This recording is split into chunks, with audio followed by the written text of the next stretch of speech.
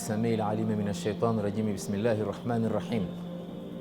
إن الحمد لله نحمده ونستعينه ونستغفره ونتوب إليه ونعوذ بالله من شرور أنفسنا ومن سيئات أعمالنا. من يهده الله فلا مضل له ومن يضلل فلا هادي له. وأشهد أن لا إله إلا الله وحده لا شريك له وأشهد أن محمدا عبده ورسوله. أما بعد, hatuna budi ila kumshukuru Mwenyezi Mungu Subhanahu wa Ta'ala kutukusanya tena tukiendelea na kujikumbusha yanayohusiana na safari hii muhimu, safari ambayo sisi sote tuko ndani, safari ambayo Mwenyezi Mungu Subhanahu wa Ta'ala ameiweka ni sehemu katika imani. Imani yetu haikamiliki tukiikanusha safari hii, bali imani yetu inakamilika tukiamini na tukifanyia kazi yaliyotajwa katika safari hii, nayo ni safari ya akhira, kwenda kwa Mwenyezi Mungu Subhanahu wa Ta'ala na kusimama mbele yake. Wale wanaokumbuka darsa iliyopita, tulitaja ahwalu yaumil qiyama, mambo yatakayokutokea siku ya Kiyama. Na baada ya kuangalia kitabu changu hiki, nimekuja kujua kwamba ahwalu yaumil qiyama ndiyo steji yetu ya 6 katika steji zetu 14 za kuenda kwa Mwenyezi Mungu. Sisi tangu kuzaliwa mpaka kusimama mbele ya hisabu tutapitia steji 14. Tulisema steji ya kwanza ni ad-dunya, duniani. Steji ya pili al-maut, kuondoka duniani. Steji ya tatu al-qabr, kuingia pale kaburini. Na steji ya 4 nafkhatu sur, yule malaika atakapokupuliza mara 2.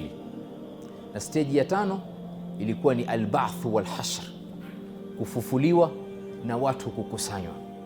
Sisi tulieleza darsa iliyopita kwamba sisi kila mtu atafufuka kwenye kabri yake aliyozikwa hapa duniani, lakini kukusanywa ni biladu Sham, kama alivyoeleza Mtume kwenye hadithi kadhaa tulizitaja darsa iliyopita kwamba biladu Sham ndio mahali watu watakusanywa.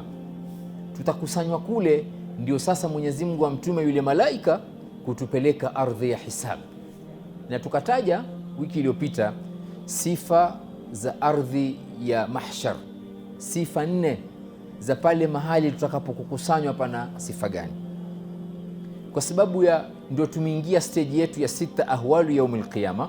Hii leo ni sehemu ya pili ya darsa ahwalu yaumil qiyama, lakini kwa sababu ya jambo lenyewe ni zito, mimi nitataja tu yale mambo tuliyotaja wiki iliyopita. Jambo la kwanza tulisema kwamba watu wakifufuka, wakikusanywa kuenda kwenye hisabu, nyuso za wale ambao kwamba sio waumini zitanyenyekea. Mwenyezi Mungu anasema wa'anatil wujuhu lilhayyil qayyum wa qad khaba man hamala dhulma. Hii ni aya tulitaja wiki iliyopita. Aya hii inawakusudia wale ambao kwamba wamekanusha kufufuliwa. Wakifufuliwa wao watakuwa na haya, kumbe ni kweli, watainama chini. Jambo la pili tulisema vile vile sisi tutafufuka kama jarad, kama nzige. Sisi tutafufuka kwenye makaburi, huyu anatoka, huyu anatoka. Mwenyezi Mungu amesema kwamba tutafufuka sisi kama kanahum jaradun muntashir, kama kwamba ni nzige wametawanywa kwenye hewa. Jambo la tatu ni kwamba wale kina mama watasahau kwamba wana watoto wanafaa kunyonya. Watatoka watu wakifikiria wanavyotembea, utafikiri mtu amelewa. La, hajalewa. Yauma tarawnaha tadhhalu kullu murdhi'atin amma arda'at wa tadha'u kullu dhati hamlin hamlaha wa tara an-nasa sukara wama hum bisukara walakinna adhab Allahi shadid. Jambo la 4 tulisema nyoo zetu sisi sote tutajaa hofu na uoga, na tukataja aya qulubun yawma idhin wajifa mpaka mwisho wake. Jambo la 5, sisi tutakwenda kwenye ardhi ya hisabu kwa swafu. Hatuendi kila mtu anavyotaka kwa hawa zake, tutakwenda mbele ya Mwenyezi Mungu Subhanahu wa Ta'ala kwa safu. Jambo la 6 tulisema kwamba siku hiyo watu hawataruhusiwa kuzungumza. la yatakallamun, hakuna mtu kuongea, lakini kuna watu fulani wataruhusiwa kuzungumza, lakini watauliza tu swali moja, yaqulu linsanu yaumaidhin aina almafar, mimi nitakimbia kwenda wapi? Kila mtu, hiyo ndio swali atajiuliza wale watakao kuzungumza ama kupewa nafasi ya kuzungumza. Na jambo la mwisho ni kwamba Mwenyezi Mungu Subhanahu wa Ta'ala ataikunja ardhi na majabali. Ataikunja ardhi na majabali, ataigonganisha ardhi na majabali, fayaumaidhin waqa'atil waqi'a, ndio sasa kiyama kimesimama. Sisi tulifika hapo wiki iliyopita. Jambo lingine ambalo tulisema tutazungumza leo ni kuhusu kushikwa ardhi na mbingu, na Mwenyezi Mungu atazikunja zote mbili, kwa sababu sasa nidhamu itabadilika ya dunia. Sisi kila siku tunaamka tukiona jua linatoka mashariki linakwenda magharibi. Sisi tunaamka kila siku tukiona mtu anaweza kutembea kwenye ardhi vizuri. Tumeamka jioni tunaona mbingu ziko sawa sawa, lakini jua litakapokutoka magharibi kwenda mashariki, kila kitu kimebadilika. Ile ardhi tunayojua sio mbingu tunayojua, itakuwa na mbingu nyingine, sababu zitakunjwa. Mwenyezi Mungu anasema Subhanahu wa Ta'ala, yauma natwi samaa katayi sijilli lilkutub kama badana awwala khalqin nu'idu wa'dan alaina inna kunna fa'ilin. Hii Suratul Anbiya 104, mwisho wa sura hii. Mwenyezi Mungu anasema si kwamba natwi samaa, tutazikunja mbingu, katayi sijilli lilkutub. Tafsiri aya hii katayi sijili wanavyoona imetofautiana katika tafsiri yake. Wengine wasema ni malaika kama anavyokunja karatasi zinazotumika kule, sijil lilkutub. Wengine wasema katayi sijili lilkutub ni mtu kile kitabu chake cha hisabu. Almuhimu, Mwenyezi Mungu anasema siku tutazikunja mbingu katayi sijili lilkutub, kama inavyokunjwa karatasi. Hizi aya zinahusiana na masala ya tauhid. Hufai kusema yauma natwi samaa ukaonyesha kukunja, utakuwa umefananisha na ninavyokunja mimi sivyo anavyokunja Mwenyezi Mungu. Laisa kamithlihi shay. Tunazitafsiri aya hizi bila kuonyesha kwa ishara, kwa sababu ukionyesha kwa ishara utakuwa umefananisha ninavyokunja mimi na anavyokunja al-Azizul Qahhar. Sisi tunatafsiri aya ilivyo, yauma natwi samaa katayi sijili lilkutub, siku Mwenyezi Mungu atakunja mbingu, ajua yeye atakunja vipi na kwa njia gani. Kama badana awwala khalqin nu'idu, tutarudisha uumbaji kama ulivyokuwa, kwa sababu zamani dunia ikianza kulikuwa hakuna mbingu, Mwenyezi Mungu akaziumba mbingu. Sasa ndo asema kama badana awwala khalqin nu'idu wa'dan alaina, hiyo ni ahadi kutoka kwa Mwenyezi Mungu kuwatazikunja mbingu. Inna kunna fa'ilin, Mwenyezi Mungu asema hilo ni jambo tutalifanya. Aya nyingine Mwenyezi Mungu anasema kwenye suratu Zumar, wama qadarullaha haqqa qadrih, watu hawajamheshimu Mwenyezi Mungu inavyotakikana, na huo ndio ukweli. Wal ardhu, na ardhi siku hiyo, jami'an, zote, qabdhatuhu yawm alqiyama, atazikunja vile vile siku ya kiyama. Wassamawati, vile vile mbingu, matwiyatun biyamini, atazikunja Mwenyezi Mungu na mkono wake wa kulia. Na sisi tulisema tulipotafsiri hadith Qudsi, tukasema Mtume anasema wakilta yadaihi yamin, na mikono ya Mwenyezi Mungu yote miwili ni ya kiume. Mpaka hapo inatosha, wala usianze kufikiria iko vipi. Hiyo ni bahari, ukiingia utazama. Mwenyezi Mungu asema yeye mwenyewe, hii ni aya suratu Zumar, matwiyatun biyamini, atazishika mbingu na ardhi atazikunja kwa mkono wake wa kulia. Subhanahu wa ta'ala amma yushrikun, ametakasika Mwenyezi Mungu na wanavyomshirikisha. Mtume anasema, hadithi ilipokewa na Bukhari na Muslim, yakbidhu Allahu al-ardha yawm al-qiyama, Mwenyezi Mungu ataishika ardhi siku ya kiyama. Wa yatwi samaa biyamini, na ataikunja mbingu kwa mkono wake wa kulia.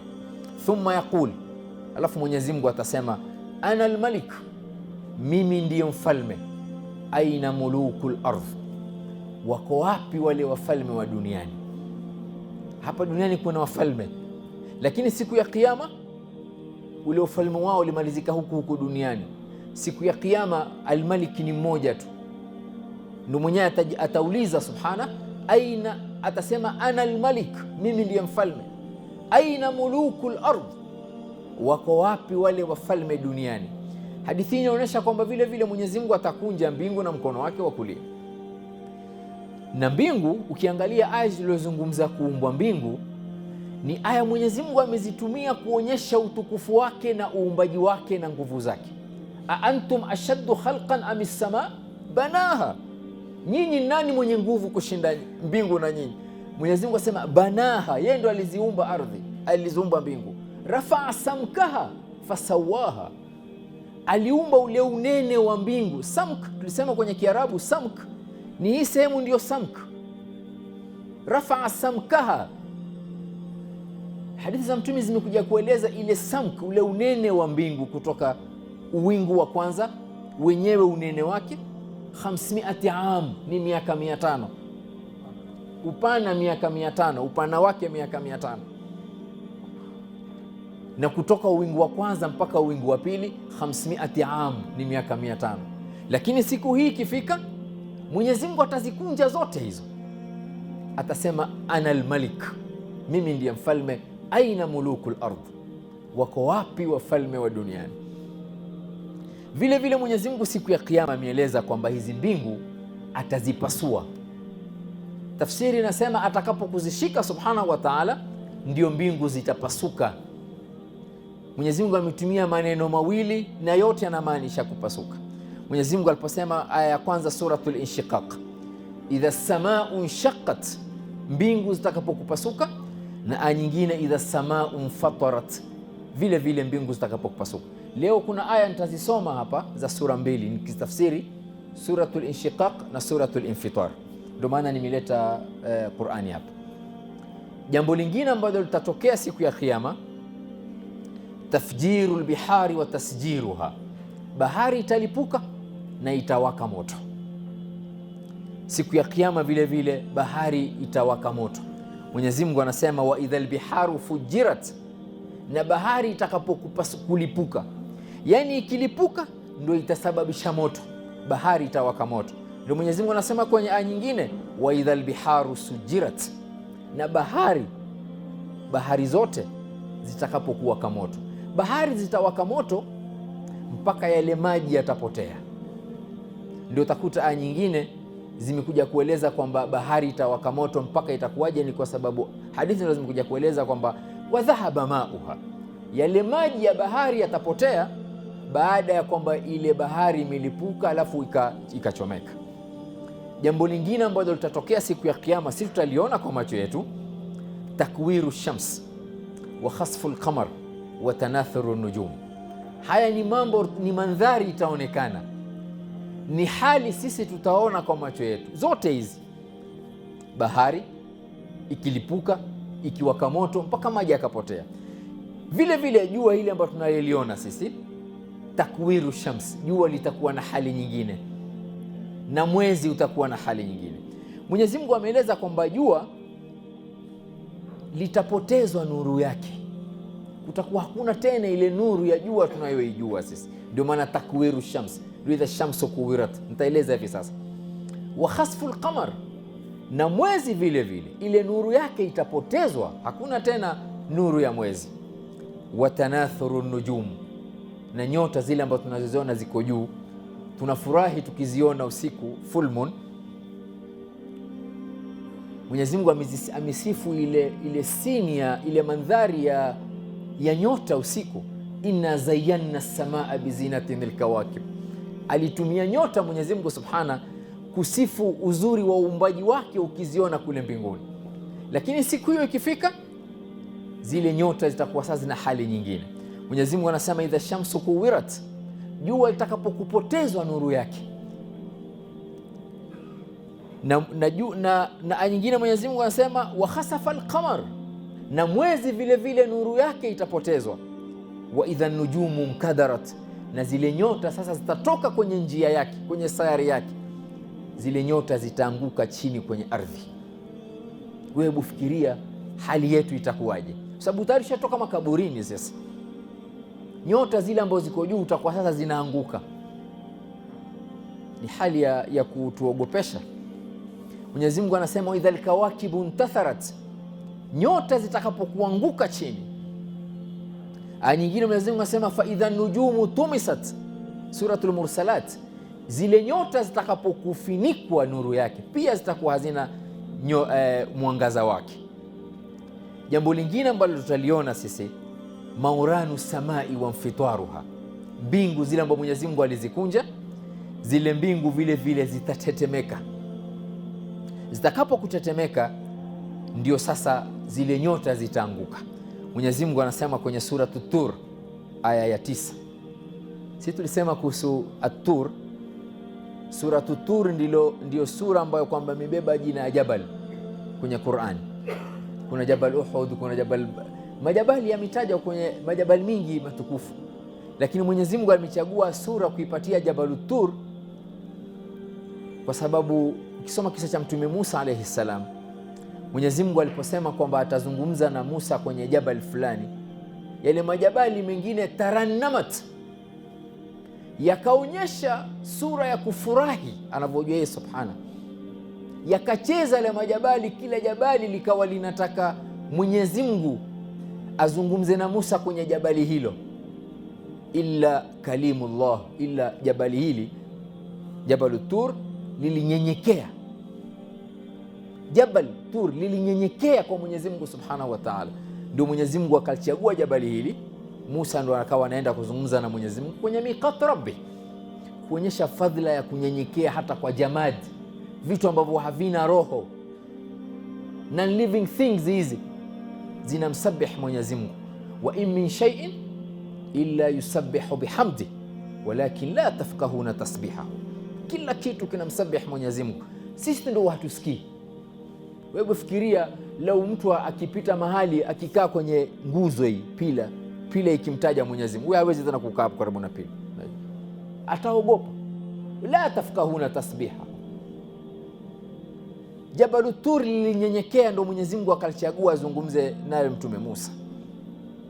Kwenye Jabal Tur Mwenyezi Mungu ana aya 9 anasema yauma tamuru samau maura, siku ambazo kwamba zile mbingu zitapasuka kupasuka sawa sawa. Aya nyingine Mwenyezi Mungu anasema idha samau shaqqat, mbingu zitapasuka siku hiyo. Wa adhinat li rabbiha wa huqqat, na mbingu zitasikiliza amri ya Mola wake zifanyeje. Ndio adhinat li rabbiha, mbingu zitasikiliza amri ya Mwenyezi Mungu. Wa huqqat, na ni lazima mbingu zisikilize amri ya Mwenyezi Mungu. Mbingu zitakapokupasuka hizi zitapasuka mpaka rangi yake itabadilika, itakuwa sasa ni rangi nyekundu. Mwenyezi Mungu anasema kwenye suratul Rahman, fa idha inshaqqat as-samau, mbingu zitakapokupasuka, fakanat wardatan kaddihan, zitakuwa na rangi nyekundu, kuonesha zitapasuka sana. Aya nyingine vile vile Mwenyezi Mungu ameeleza kwamba zitakapokupasuka zile mbingu tunavyozijua sisi zina nguvu, siku hiyo zitakuwa hazina tena nguvu, zile nguvu zake zitaondolewa. Mwenyezi Mungu anasema kwenye suratul Haqq, na al-Haqq ni moja katika majina siku ya kiyama, tulitaja darasa zilizopita. Mwenyezi Mungu anasema wanshaqqati as-samau, mbingu zitapasuka, fahiya yawma idhin wahiya, siku hiyo mbingu zitakuwa dhaifu, sio zile ashaddu khalqan am as-samau banaha. Sasa mbingu siku ya kiyama tutaziona zina udhaifu. Mwenyezi Mungu anasema tena kwenye suratul Mursalat, wa idha as-samau furijat, vile vile furijat inamaanisha mbingu zitakapopasuka. Mbingu zitapasuka, zitakuwa kama shaba iliyodeushwa, kwamba sasa kila kitu kimebadilika. Mwenyezi Mungu anasema kwenye suratul Ma'arij, hizi ni aya tu mimi nazitaja kuonyesha masala ya ahwali yaum al-qiyama. Mwenyezi Mungu anasema yauma takunu as-samau kalmuhl, muhl ni ile shaba ambayo imedeushwa, siku ambazo zitakuwa zile mbingu kama shaba. Mtume anasema atakaye kuangalia ama kuona siku ya kiyama itakavyokuwa, asome suratu Takwir, ni ile iliyoanza idha shamsu kuwirat, na suratu Linshiqaq idha samau nshaqat, na suratu Linfitar idha samau nfatarat. Wacha nizisome baadhi ya aya hapa tuziangalie zile, alafu tarudi kwenye kitabu changu hiki. Mwenyezi Mungu anasema kwenye suratu Takwir, baada audhu billahi minash shaitani rajim, bismillahir rahmanir rahim, idha shamsu kuwirat, si kwamba lile jua litafinikwa, nuru yake hakuna tena, khalas, kwa sababu lishamaliza kazi yake hapa duniani. Tulipozungumza masala ya jina la Mwenyezi Mungu Al-Khaliq, tulisema kwamba Mtume anaeleza hadithi iliyopokewa na Imam Muslim kuwa jua likitoka mashriq likimaliza maghrib, ile kazi ikimaliza, jua linakwenda kusujudu kwenye arsh na linaomba ruhusa kutoka siku ya pili, na linapewa ruhusa kutoka. Lakini ile siku kwamba jua litatoka maghrib likenda kusujudu, hali itaruhusiwa, litakuwa sasa jua ni la kutoka magharibi. Ndio likitoka maghrib, ndio sasa mlango wa tauba ushafungwa, jua likitoka maghrib. Mwenyezi Mungu anasema idha shamsu kuwirat wa idha nujumu nkadarat, na nyota zitakapokuanguka chini, kwa sababu ishatolewa kwenye ile njia yake ya kutembea nyota kule mbinguni. Wa idha aljibalu suyirat, na majabali haya tunayoyaona yameshikilia ardhi hii sitetemeke, haya majabali yana kazi kubwa, na jabali unavyoliona juu lina ruti yake chini. Sasa wa idha aljibalu suyirat, majabali haya yatakuwa kama pamba. Tueleza yauma takunu alqari'a malqari'a madraka malqari'a yauma yakunu an-nasu kalfarashi almabthuth wa takunu aljibalu kal'ihni almanfush, na majabali yatakuwa ni kama pamba iko hewani. Wewe chukua pamba uirusha hewani, uangalie itakavyokutembea kule hewani, na ndio majabali yatakuwa siku hiyo. Wa idha al-isharu utilat, na si kwamba ngamia ndio ishar, wale ngamia ambao wana mimba. Mwenyezi Mungu ametumia wale isharu, ndio lugha alikielewa Makureshi, wale wanyama. Wa idha al-isharu utilat, na wale wanyama ngamia wenye mimba, wale Waarabu hawana haja nao. Mwarabu anaenzi sana ngamia wake na farasi wake, kwa sababu ndio ilikuwa utaratibu wa usafiri, ndio ilikuwa njia ya usafiri ni ngamia. Sasa Mwenyezi Mungu anawaambia wa idha al-isharu utilat, hawa ngamia mnawaona nyinyi, mnawaenzi, utilat, watakuwa hakuna anayewajali, kwa sababu kila mtu hajui siku hiyo atakuwa kwenye maukifu gani. Wa idha al-wuhushu hushirat, na wale wanyama wa msituni wale hushirat, watakusanywa mahali pamoja. Wa idha al-biharu sujirat, na bahari itakapokuwa kamoto. Wa idha an-nufusu zuwijat, na roho zitakapokurudi kwa miili yao tukitoka makaburini. Sababu roho ziko, tumesema zile roho haifi, mwili ndio unakufa tulipozungumza masala ya mauti. Na tulisema roho zinakuwa wapi? Roho tano tuieleza, ya mitume, ya watu wema, ya munafiqina, ya kufar, ya shuhada, roho zao ziko wapi? Sasa tukitoka sisi, wa idha nufusu zuwijat, kila mtu roho yake itarudi kwa mwili wake, wala haiwezekani kutokea ikhtilafu kwamba roho ya fulani iende kwa mwili mwingine. La, kila mtu atapata ile roho yake. Wa idha almauudatu suilat, na ule mtoto aliyezaliwa mwanamke, Waarabu walikuwa wakimwoa akiogopa aibu. Almauuda suilat, yule ataulizwa bi ayi dhanbin qutilat, wewe umeuliwa kwa makosa gani? Wa idha suhufu nushirat, na as-suhuf, vitabu vyetu vitakavyokukusanywa. Si tukifika kwenye as-suhuf, moja katika stage zetu, sababu rekodi zetu sisi iko kwenye lauhul mahfudh. Nushirat, itakusanywa vipi? Itatolewa vipi? Mtume anaeleza kutakuja upepo. Mwenyezi Mungu kwa hikma yake ataamrisha upepo, ule upepo ndo itakuja kwenye arsh, itoe vile vitabu ambao zetu zitaruka, ndo tatayuru suhuf. Vitabu vikienda juu vikishuka, kutakuwa na hali tatu. Kuna kitabu mtu kitakuwa upande wake wa kulia, mwingine upande wake wa kushoto, na mwingine kwa nyuma yake, ndio waraa dhahri. Atapewa kitabu chake kwa mkono wa nyuma, na mwingine faman uti kitabahu biyaminihi, na mwingine bishimalihi.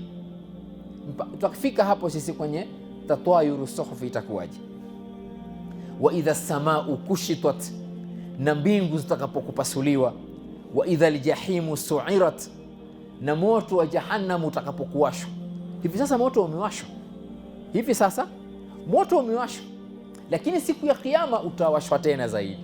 Wa idha aljahimu su'irat wa idha aljannatu uzlifat, na janna itakapokuletwa karibu na waumini. Alimat nafsum ma ahdharat, siku hiyo ndio mtu atajua amefanya kazi gani. Suratul Infitar, Mtume Mwenyezi Mungu anasema idha samau fatarat, si kwamba mbingu itapasuka. Wa idha alkawakibu intatharat, na nyota zitakapokuanguka chini.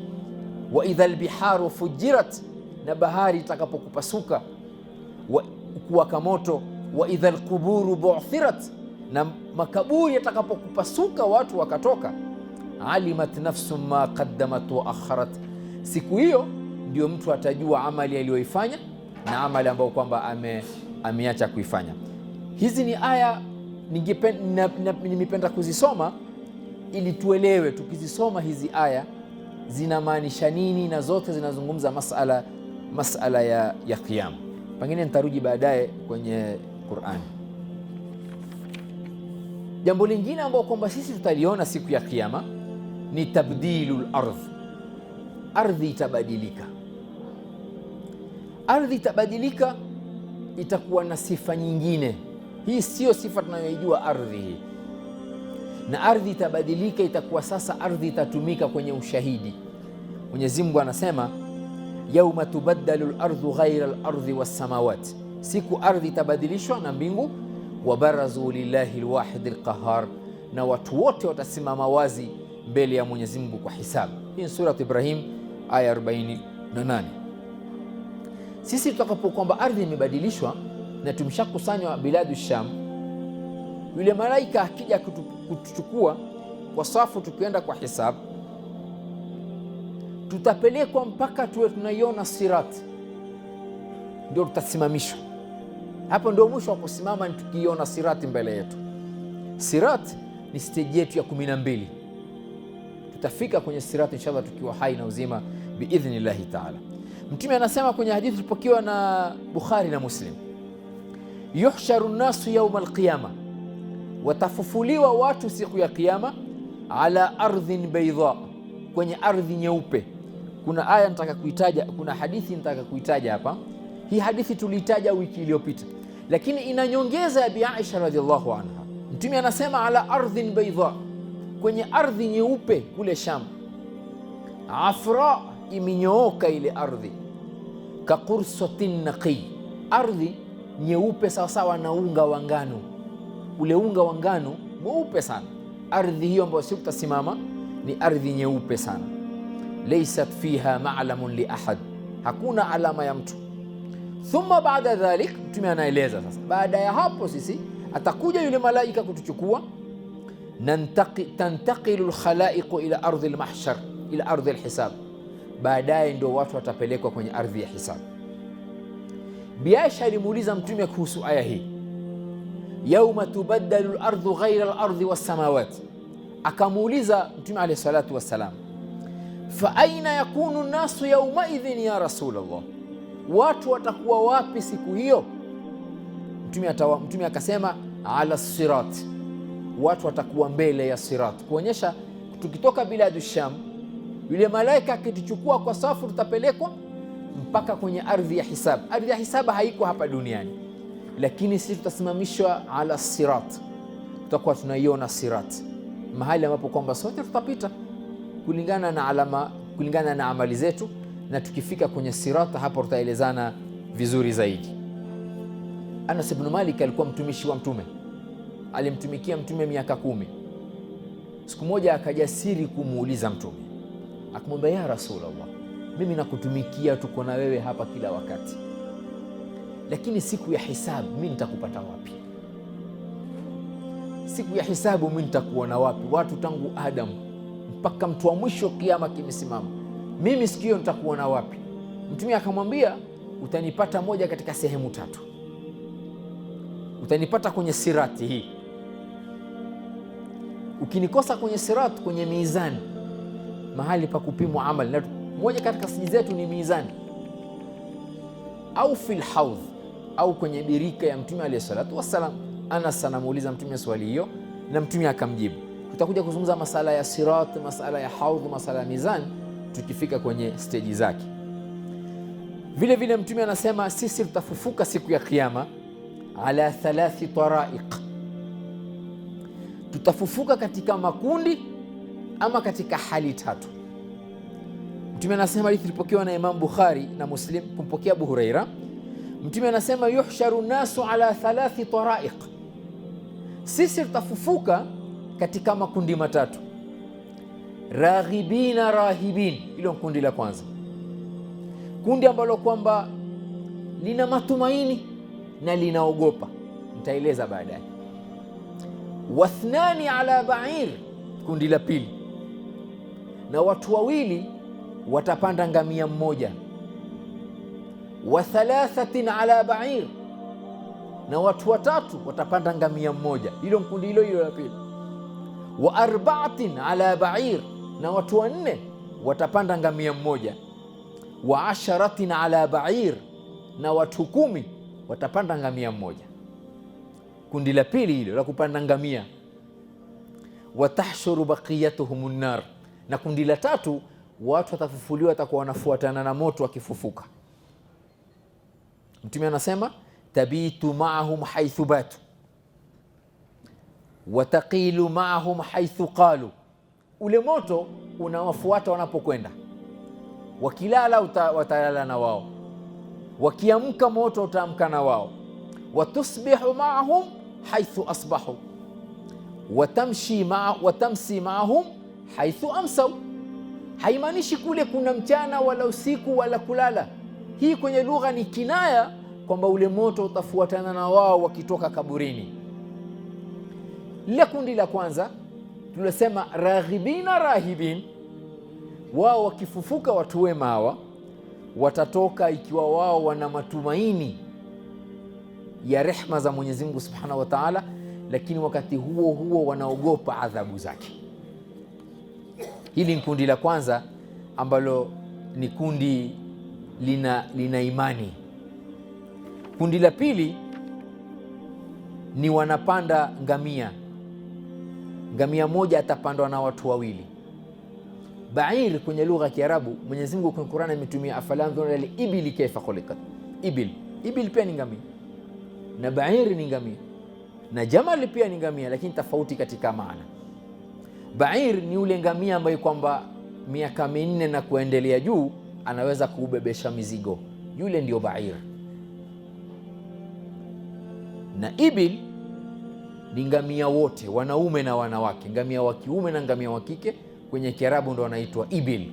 Mwenyezi Mungu akatumia fala yanzuruna ila al-ibli kayfa khuliqat.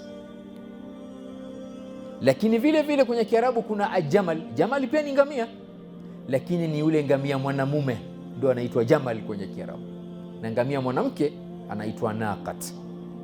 Lakini hapa Mwenyezi Mungu, Mtume anasema kwamba watu watafufuka ala ba'ir, watu wawili wanapanda ngamia mmoja, na ngamia mmoja atapandwa na watu watatu, na ngamia mmoja atapandwa na watu 4, na ngamia mmoja atapandwa na watu 10.